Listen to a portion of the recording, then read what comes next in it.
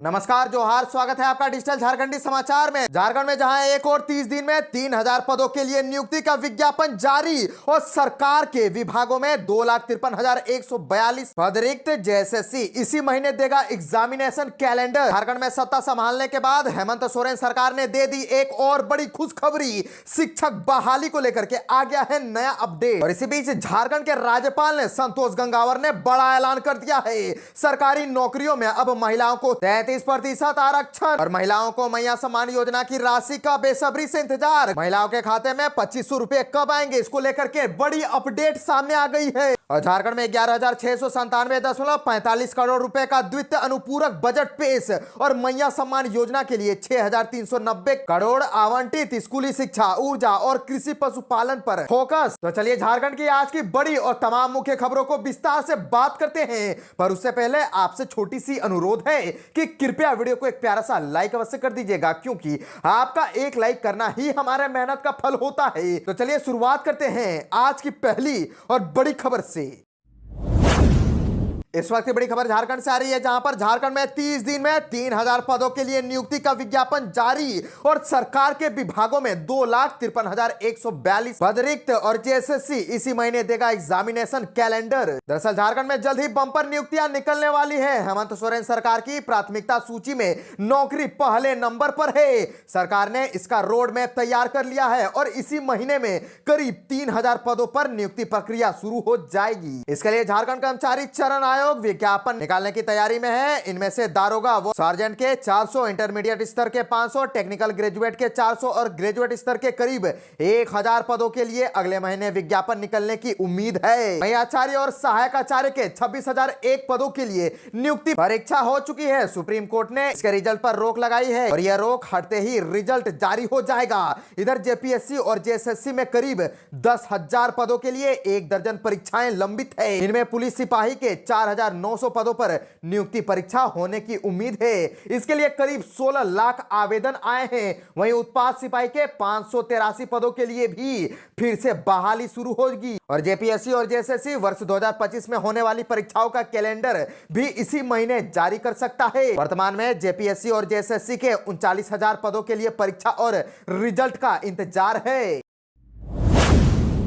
झारखंड से और एक बड़ी खबर आ रही है, जहां पर झारखंड में 11,697 करोड़ 45 लाख रुपए का द्वितीय अनुपूरक बजट पेश किया गया और मैया सम्मान योजना के लिए 6,390.55 करोड़ आवंटित। स्कूली शिक्षा, ऊर्जा और कृषि पशुपालन पर फोकस। दरअसल झारखंड विधानसभा के विशेष सत्र के तीसरे दिन वित्त मंत्री राधाकृष्ण किशोर ने 11,697.45 करोड़ रुपए का द्वितीय अनुपूरक बजट पेश किया। इस बजट में सबसे अधिक पैसा महिला बाल विकास विभाग को आवंटित किया गया है, जिसके तहत सरकार मैया सम्मान योजना के लिए 6,390.55 करोड़ आवंटित की है। और आपको बताते चले कि इसके अतिरिक्त जिन विभागों पर फोकस रखा गया है उनमें स्कूली शिक्षा, पथ निर्माण, ग्रामीण विकास, गृह कारा, ऊर्जा विभाग, कृषि पशुपालन विभाग शामिल है। बजट पेश करने से पहले सदन के शुरू होते ही विधानसभा अध्यक्ष रविन्द्रनाथ महतो ने राज्यपाल के अभिभाषण को लेकर के भेजे गए संदेश को पढ़ा। इसके बाद राज्यपाल संतोष कुमार गंगवार को सदन पटल तल लेकर आए। इसके बाद राज्यपाल संतोष कुमार गंगवार ने अपना अभिभाषण पढ़ा और इसके बाद सदन की कार्यवाही स्थगित कर दी गई। और आपको बताते चले कि चुनाव में किए गए वादे को पूरा करने के लिए सरकार ने उन विभागों पर विशेष जोर दिया है जिसमें जनता सीधे तौर पर जुड़ी हुई है। सरकार ने मैया सम्मान योजना के लिए 6,390.55 करोड़ आवंटित की है। इसके अतिरिक्त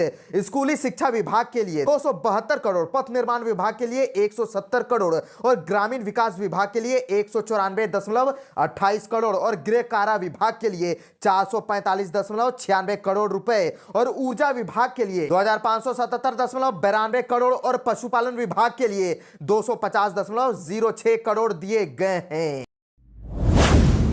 झारखंड विधानसभा के पहले सत्र में राज्यपाल संतोष कुमार गंगवार ने सरकारी नौकरी, मैया सम्मान योजना समेत कई बड़े बातें कही। दरअसल झारखंड में सरकारी नौकरी पर विधानसभा में राज्यपाल संतोष कुमार गंगवार ने बहुत ही बड़ा ऐलान कर दिया है। सष्टम विधानसभा के प्रथम सत्र के तीसरे दिन राज्यपाल ने अपने अभिभाषण में 95,000 सरकारी पदों पर बंपर बहाली की बात कही। राज्यपाल ने कहा कि 60,000 शिक्षकों के पद भरे जाएंगे और 15,000 प्रधान अध्यापकों की नियुक्ति होगी और 10,000 पुलिस कर्मियों की नियुक्ति का भी उन्होंने ऐलान कर दिया। राज्यपाल ने कहा कि उनकी सरकार क्षेत्रीय एवं जनजातीय जनजातीय भाषा को सुदृढ़ करने के लिए 10,000 भाषा शिक्षकों को नौकरी देगी। राज्यपाल संतोष कुमार गंगावर ने झारखंड में सरकारी नौकरी में महिलाओं को 33% आरक्षण देने के प्रावधान की भी बात कह दी है, यानी कि झारखंड में सरकारी नौकरियों के लिए परीक्षा में महिलाओं को अब 33% के आरक्षण दिए जाएंगे। और इसके साथ ही आपको बताते चले कि सभी महिलाओं को मैया सम्मान योजना के तहत हर महीने 2500 रुपए मिलेंगे और एससी को 12%, एसटी को 28% और ओबीसी को 27% आरक्षण का प्रस्ताव विधानसभा से है पास। केंद्र सरकार से मंजूरी दिलाने का होगा अब प्रयास और सहारा इंडिया में निवेश करने वाले झारखंड के पीड़ित परिवारों की लड़ाई लड़ेगी झारखंड सरकार। निचली अदालत से सुप्रीम कोर्ट तक, रणक के संसद तक झारखंड में मदरसा बोर्ड का गठन किया जाएगा। और इतना ही नहीं, स्वयं सहायता समूह जुड़ी महिलाओं के लिए स्वरोजगार के अवसर उपलब्ध कराए जाएंगे। और उन्होंने आगे कहा कि अबवा स्वास्थ्य सुरक्षा योजना से लोगों को जोड़ा जाएगा और गरीबों को 7 किलो चावल और 2 किलो दाल सरकार की ओर से दिया जाएगा। अबवा आवास योजना के तहत 25 लाख से अधिक गरीब परिवारों को 3 कमरों का सुंदर आवास चरणबद्ध तरीके से उपलब्ध कराया जाएगा। आंगनबाड़ी केंद्रों में प्रतिदिन बच्चों को अंडा या फल दिया जाएगा। झारखंड में सत्ता संभालने के बाद हेमंत सोरेन सरकार ने दे दी एक और बड़ी खुशखबरी। शिक्षक बहाली को लेकर के आ गया है नया अपडेट। दरअसल स्कूली शिक्षा एवं साक्षरता विभाग ने मंत्री रामदास सोरेन को विभाग के अधिकारियों के साथ बैठक कर विभाग द्वारा संचालित योजनाओं की जानकारी ली। इस मौके पर उन्होंने कहा कि बच्चों को मातृभाषा में पढ़ाई कराने की दिशा पर विभाग काम करे। उन्होंने कहा कि जिस जनजातीय व क्षेत्रीय भाषा की लिपि उपलब्ध है उसमें पढ़ाई के लिए प्रस्ताव तैयार किया जाए। विधानसभा सत्र के बाद वे इसे लेकर के फिर बैठक कर अंतिम निर्णय लेंगे। मंत्री ने बैठक में शिक्षकों की नियुक्ति पर जोर देते हुए कहा कि शिक्षकों की नियुक्ति में जो भी विधिक अड़चने हैं उन्हें दूर करते हुए शीघ्र रिक्त पदों पर नियुक्ति करे। और आपको बताते चले कि उन्होंने कहा कि स्कूलों में शिक्षक रहेंगे तभी बच्चों को गुणवत्तापूर्ण शिक्षा मिल सकेगी। और उन्होंने शिक्षकों के नियमित प्रशिक्षण पर भी जोर देते हुए कहा कि शिक्षा के क्षेत्र में नित नए बदलाव हो रहे हैं, उनसे शिक्षकों को अवगत कराया जाना आवश्यक है। आपको बताते चले कि मंत्री ने कहा कि हेमंत सोरेन की पिछली सरकार ने जो भी निर्णय लिए थे तथा जो घोषणाएं की थी उनका अनुपालन शीघ्र हो। मंत्री ने पारा शिक्षकों, बीआरपी, सीआरपी, कस्तूरबा विद्यालयों की शिक्षिकाओं की समस्याओं के भी शीघ्र समाधान के निर्देश दे दिए हैं। साथ ही उन्होंने बच्चों को पोशाक, किट, साइकिल ये सभी शीघ्र उपलब्ध कराने के निर्देश दिए हैं। इससे पहले अधिकारियों ने पावर प्रेजेंटेशन के माध्यम से शिक्षा विभाग तथा झारखंड शिक्षा परियोजना परिषद द्वारा संचालित योजनाओं तथा उनकी प्रगति की जानकारी ली।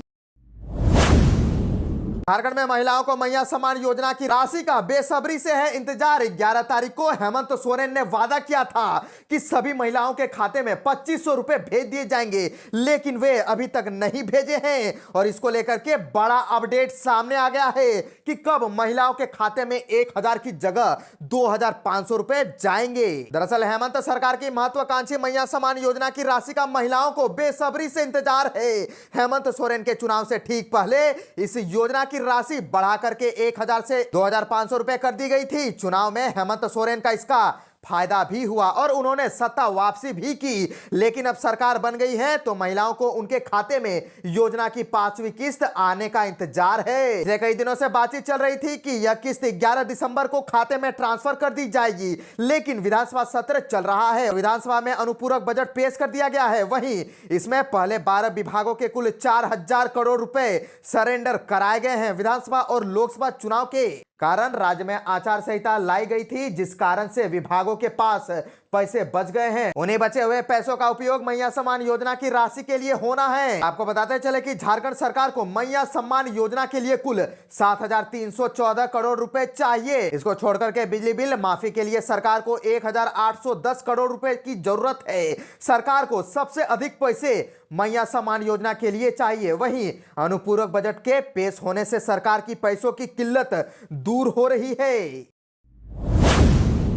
जेएसएससी सीजीएल के परीक्षार्थियों पर हुए लाठीचार्ज पर चंपई सोरेन ने सरकार को घेरा, कहा कि छात्रों के साथ खड़ी है भारतीय जनता पार्टी। दरअसल झारखंड के पूर्व मुख्यमंत्री और सरायकेला से बीजेपी विधायक चंपई सोरेन ने जेएसएससी सीजीएल के छात्रों पर हुए लाठीचार्ज के मामले में सरकार को घेरा है। उन्होंने कहा है कि भाजपा आंदोलन कर रहे छात्रों के साथ खड़ी है। उन्होंने अपने सोशल मीडिया हैंडल एक्स पर ट्वीट करते हुए लिखा कि भूत के पांव पालने में ही दिख जाते हैं। सरकार ने अपने पहले ही कार्यकाल में छात्रों पर लाठीचार्ज पूछताछ कर अपनी मंशा स्पष्ट कर दी है। चंपई सोरेन ने आगे लिखा कि हमारा स्पष्ट तौर पर मानना है कि अगर नियुक्ति समेत किसी भी सरकारी प्रक्रिया पर सवाल उठ रहे हो तो उसकी सीबीआई जांच कर इस पूरे विवाद का सर्वमान्य हल निकाल सकती है, लेकिन जिस प्रकार लाठियों के दम पर युवाओं के आंदोलन को कुचलने का प्रयास किया जा रहा है वह बहुत ही दुर्भाग्यपूर्ण है। चंपई सोरेन ने लिखा कि भाजपा जेएसएससी सीजीएल परीक्षा में हुई गड़बड़ी के विरोध में आंदोलन कर रहे छात्रों के साथ खड़ी है। झारखंड की अगली पीढ़ी के भविष्य के साथ हो रहे इस खिलवाड़ को बर्दाश्त बिल्कुल भी नहीं किया जाएगा। झारखंड वाले हो जाए सावधान, ठंड को लेकर के मौसम विभाग का अलर्ट। अब 10 जिलों में छाया रहेगा खतरनाक कोहरा। दरअसल बंगाल की खाड़ी में उठे पश्चिमी विक्षोभ से झारखंड का मौसम बदलने लगा है। हुई हल्की वर्षा के बाद ठंड बढ़ गई है, जबकि सुबह व शाम कोहरा छाने लगा है। पश्चिम दिशा से बह रही हवा ने वातावरण में कनकनी बढ़ा दी है और रांची के मैस्कुलीगंज में पारा 8 डिग्री तक पहुंच गया है। मौसम विभाग ने अगले 2 से 3 दिनों तक अभी और ठंड बढ़ने का अनुमान जताया है। मौसम विज्ञानी अभिषेक आनंद ने बताया कि राज्य के सभी हिस्सों में अगले 2 दिनों के दौरान न्यूनतम तापमान में 2 से 4 डिग्री सेल्सियस की गिरावट हो सकती है और कल सुबह व रात में घने कोहरे के कारण आमजन और वाहन चालकों को परेशानी का सामना करना पड़ा। और पूर्वानुमान के मुताबिक आज समेत अगले 2 दिनों तक राज्य के उत्तर पूर्वी हिस्से यानी कि देवघर, दुमका, गोड्डा, पाकुड़, धनबाद, गिरिडीह, जामताड़ा और साहेबगंज के साथ साथ दक्षिण पूर्वी हिस्से यानी कि पूर्वी व पश्चिमी सिंहभूम, सिमडेगा और सरायकेला खरसावा में घना कोहरा छाया रहेगा।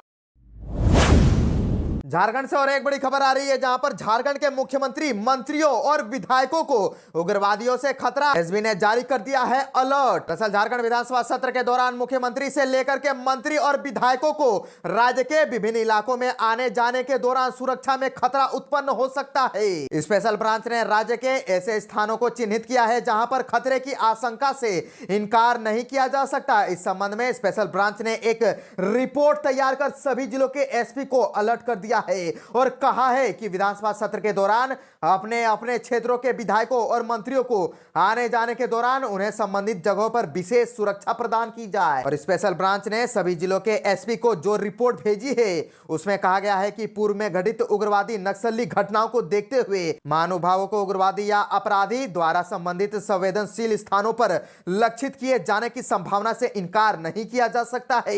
इसीलिए संबंधित चिन्हित स्थल पर मूवमेंट के दौरान समुचित संख्या में गश्ती दल की प्रतिनियुक्ति कर सुरक्षा व्यवस्था सुदृढ़ की जाए। झारखंड जमीन घोटाले में 9 अपराधियों की बड़ी मुश्किलें, ईडी कोर्ट में हुई सुनवाई और कसेगा शिकंजा। दरअसल ईडी कोर्ट ने सेना के कब्जे वाली लगभग 4.5 एकड़ जमीन की फर्जी तरीके से खरीद बिक्री करने के 9 आरोपियों की मुश्किलें बढ़ा दी है। रांची के पूर्व डीसी छवि रंजन सहित 9 आरोपियों की हिरासत अवधि बढ़ा दी गई है। इससे पूरे मामले में जेल में बंद 9 आरोपितों को वीडियो कॉन्फ्रेंसिंग के माध्यम से ईडी कोर्ट में पेश किया गया। अगली पेशी के लिए 2 जनवरी की तिथि निर्धारित की गई है। कोर्ट ने छवि रंजन कारोबारी अमित अग्रवाल, बड़गाई अंचल के तत्कालीन राजस्व उप निरीक्षक भानु प्रताप प्रसाद, सेना के कब्जे वाली जमीन का फर्जी रैयत प्रदीप बागची की हिरासत अवधि बढ़ा दी है। और आपको बता दें कि इस मामले में जमानत के लिए डीसी छवि रंजन ने पहले भी जमानत याचिका दायर की थी, जिसे ईडी कोर्ट और हाई कोर्ट ने पूरी तरह से खारिज कर दी थी। झारखंड से और एक बड़ी खबर आ रही है, जहां पर झारखंड में बैठक में दिखा चंपई सोरेन का जलवा। अपने विधायकों से कह दी क्लियर कट बात और इससे सियासी पारा तेज हो गया है। दरअसल भाजपा विधायक दल की बैठक प्रदेश कार्यालय में संपन्न हुई। प्रदेश अध्यक्ष बाबूलाल मरांडी और पूर्व मुख्यमंत्री चंपई सोरेन ने विधायकों को संबोधित किया। दोनों नेताओं ने कहा कि चुनाव में भले ही जनता ने हमें सरकार बनाने का अवसर नहीं दिया, लेकिन मजबूत विपक्ष के लिए हमें जनादेश मिला है। इस दौरान चंपई सोरेन मजबूत नेता के तौर पर नजर आए। पूर्व मुख्यमंत्री चंपई सोरेन ने विधायकों से क्लियर कट बात करते हुए कहा कि चुनाव परिणाम के दौर से बाहर निकलने का वक्त है। आप लोग अब तैयार हो जाइए। अब भाजपा के विधायक और कार्यकर्ता सदन और सड़क दोनों जगह सरकार की गलत नीतियों का विरोध करेंगे। हालांकि सकारात्मक कार्य का समर्थन किया जाएगा। और भाजपा के प्रदेश अध्यक्ष बाबूलाल मरांडी ने राज्य सरकार पर जेएसएससी परीक्षा में गड़बड़ी करने का आरोप लगाया। उन्होंने कहा कि परिणाम में कई विसंगति मिली है। लगातार एक क्रम से अभ्यर्थियों के पास होने के बाद परीक्षार्थियों के मन में सीजीएल परीक्षा में गड़बड़ी की शंका और गहरी हो गई है। और छात्र सीजीएल परीक्षा में सीट बेचने का आरोप लगा रहे हैं। मरांडी ने मुख्यमंत्री हेमंत सोरेन से मांग की है कि छात्रों की संतुष्टि के लिए जेएसएससी सीजीएल परीक्षा के पूरी प्रक्रिया की सीबीआई जांच कराए। भाजपा छात्र हित से सड़क से लेकर के सदन तक सीजीएल परीक्षा में हुई साजिश के खिलाफ आवाज उठाएगी। आपको बता दें कि इस बार के विधानसभा चुनाव में भाजपा ने चंपई सोरेन के साथ साथ उनके पुत्र बाबूलाल सोरेन को भी टिकट दिया था। हालांकि बाबूलाल सोरेन घाटशिला सीट नहीं जीत सके। चंपई सोरेन ने इस सीट के लिए भी काफी जोर लगाया था। चंपई सोरेन ने सरायकेला सीट पर झारखंड मुक्ति मोर्चा प्रत्याशी गणेश महली को 20,447 वोटों से हराया था। झारखंड में अवैध बालू उठाव के खिलाफ प्रशासन सख्त। रांची के 5 थाना क्षेत्रों आधी रात को की छापेमारी। दरअसल रांची प्रशासन ने अवैध बालू उठाव के खिलाफ कड़ी कार्रवाई की है। रांची डीसी मंजूनाथ भजंत्री के निर्देश पर जिला खनन पदाधिकारी ने कई थाना क्षेत्रों में औचक निरीक्षण किया। कुल 15 गाड़ी को जब्त किया। इस दौरान बालू लदे 12 गाड़ी और गीटी लदे 3 गाड़ियों को भी जब्त किया गया। वाहन मालिकों, ड्राइवरों और इसमें संलिप्त अन्य व्यक्तियों के खिलाफ प्राथमिकी दर्ज कर आवश्यक कानूनी कार्यवाही की जा रही है। जानकारी के मुताबिक रांची डीसी मंजूनाथ भजंत्री को लगातार अवैध बालू उठाव को लेकर के शिकायतें मिल रही थी, जिसके बाद उन्होंने पदाधिकारियों को त्वरित कार्यवाही करने का निर्देश दिया। इसके बाद रांची के जिला खनन पदाधिकारी और माइनिंग इंस्पेक्टर ने रात से ही औचक निरीक्षण करते हुए मेसरा थाना, लादली टीओपी, टूपूदाना, बेणु, लापुंग थाना अंतर्गत कुल 15 गाड़ी पकड़ी। प्रशासन ने 5 थानों में कुल 45 आरोपियों के खिलाफ एफआईआर दर्ज किया है और कार्यवाही कर रही है। इसमें विभिन्न धाराओं के तहत गाड़ी मालिकों, ड्राइवरों और घटना में संलिप्त अन्य आरोपियों के खिलाफ प्राथमिकी दर्ज कर कानूनी कार्यवाही करने में जुट गई है। वहीं इस मामले में रांची डीसी मंजूनाथ भजंत्री ने कहा कि अवैध बालू उठाव रोकने के लिए जिला प्रशासन मुस्तैद है।